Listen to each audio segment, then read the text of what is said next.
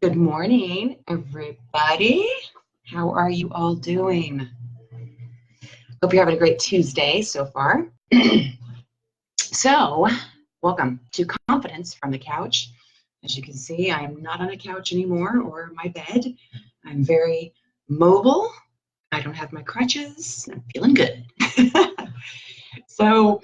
so today's, it's interesting because all the topics I've been talking about how to overcome your setbacks, I've gotten a lot of great feedback from. It's like, and it's some of it's eye-opening, some of it's a great reminder, but it's just things. That's what life's about, right? Awareness and creating that level of awareness. So, hi, Judy, hi, Chantel. On up, yep, no couch, yep, up without crutches, Judy. Look at me good. Yeah. Anyway, so the topic for today and overcoming, which is one of my favorite ones actually, overcoming setbacks is resilience. And man, oh man, resilience, right? So as I was doing my research around, developing resilience, there are so many people, famous people out there that have overcome some tremendous setbacks. And just to name a couple, Stephen King, right? The scary author of those crazy books. His book, Carrie, that he had written was rejected 30 times. 30. And he finally threw it away. His wife retrieved it out of the garbage and said, submit it one more time. He did. He listened to her. So good job, wife.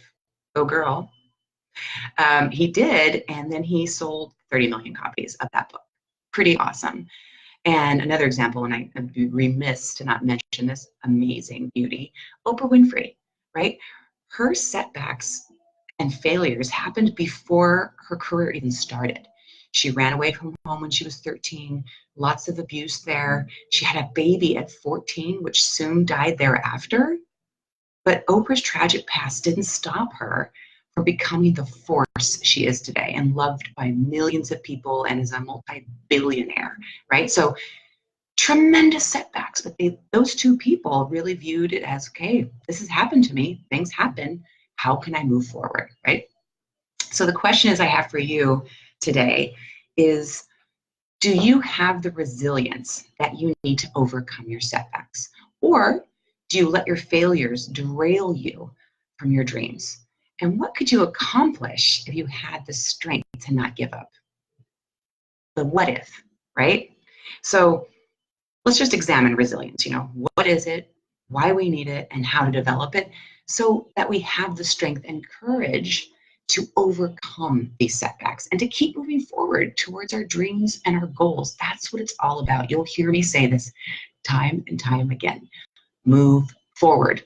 Keep going forward. Even if it's at a tiptoe, you're still in this direction. Don't say, not safe. You may think it feels safe, but it's not safe. So resilience is really our ability to bounce back when things don't go as planned. And how often do things not go as planned? Judy and Chantal, how many times do things not go as planned? Like, often, sometimes? What do you think? Yeah, I'm sure. Yeah, it doesn't, sometimes it doesn't go as planned. Judy, you're a teacher. You were a teacher. Things don't go as planned all the time. Chantal, I know you worked at Decker's. Things don't go as well, right? All the time, or as planned. That's life in general, right?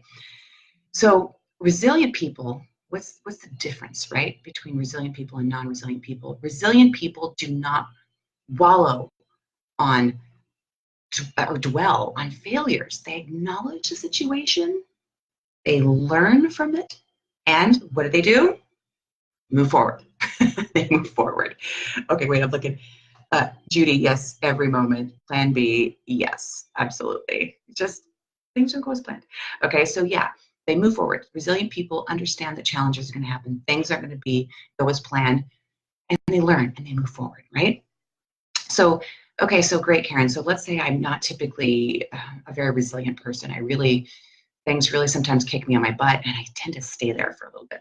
No worries, right? You're a human being. This is what happens sometimes. And again, to go back to my previous video, when something happens, there's a failure or something, it's okay to be in that space for a little bit and acknowledge it and feel it. You just got to move forward from it, right? So I did some research in helping you really understand what can you do if you typically don't have a resilient mindset, all right? So research shows there's 3 elements. There's a ton out there, by the way. I'm giving you 3 that are essential to resilience. So what does resilience look like? What do resilient people look like, right? So resilient, the first one is challenge. Resilient people view a difficulty as a challenge, not as a paralyzing event. They look at their failures as lessons to be learned from and as opportunities for growth. They don't view them as a negative reflection on their abilities or self-worth. So when you have a setback or a challenge, right, don't take it personal. It's not about you. Don't internalize it. It's something that happened, and probably because you're trying some new things or doing something that you haven't done before, which is fantastic, or you're revisiting something that you have done before and you really want to perfect it, right? Guess what those 3 things are? Moving forward. So yes, look at these things as a challenge and don't take them personal, right? So the second thing, resilient people are committed.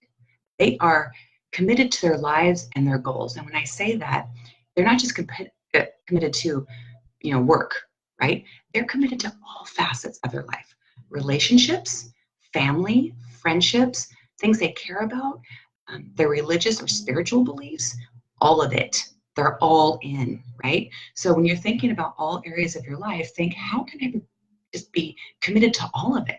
And you can, because if you're passionate about those things, you will be, right? So commitment is the second one. The third one is, and this is a big one, personal control. So resilient people spend their time and energy focusing on situations, wait for it, ready? They have control over. And I know many of us, because we're human beings, thank goodness, we really attempt to control things we have absolutely zero control over. Well, why did she say that? Why? I'm so frustrated with her. All that external stuff, right? My family member disappointed because they did this, and that really hurt my feelings. Wow, I'm just really bummed about that. Internalizing it, right? No, you don't have any control over those things. You don't have control over people or situations. What do you have control over? Resilient people put their efforts where they can have the most impact. Where they feel empowered and confident, right? So those who spend time worrying about uncontrollable events can feel lost, helpless, and powerless to take any sort of action.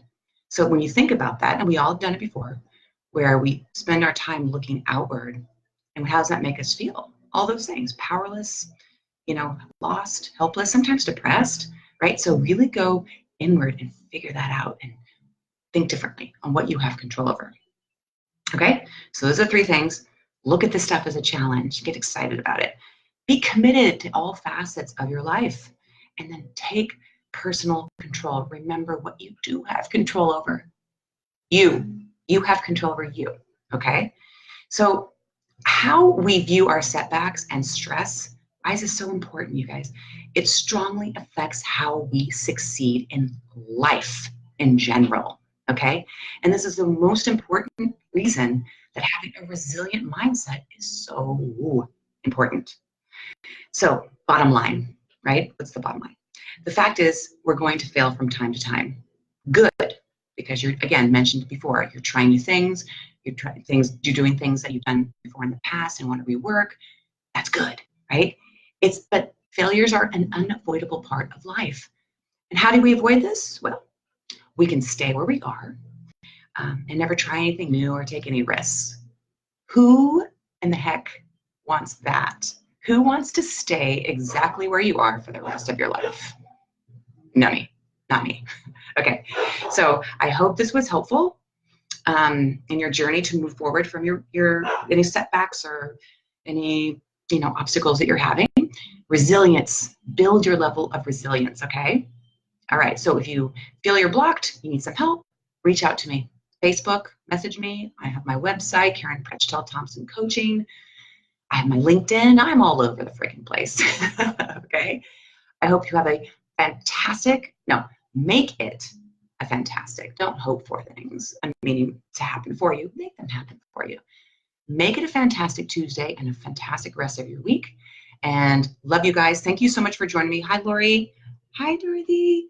And everybody else. Yeah, have a fantastic day. And I will talk to you next week. All right. Bye-bye.